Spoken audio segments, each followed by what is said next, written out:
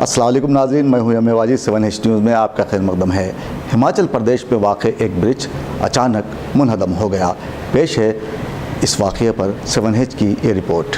हिमाचल प्रदेश में वाक़ चंबा में मौजूद ब्रिज मुनहदम हो गया। चीफ मिनिस्टर वीरभद्र सिंह ने 2005 में इसका इफ्तिताह अंजाम दिया था।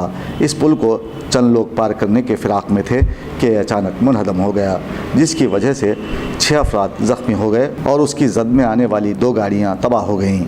पुलिस ने ज़ख्मियों को करीबी दवाखाने मुंतकिल करते हुए उन्हें बर वक्त तिब्बी इमदाद दिलवाई और एक केस दर्ज रजिस्टर करते हुए तहक़ीक़ात का आगाज़ किया गया है। ताहम बावसूख ज़राए से मिली इत्तला के मुताबिक इस ब्रिज में इस्तेमाल किए जाने वाले अज्जा नाक़िस थे, जिसकी वजह से यह हादसा पेश आया है।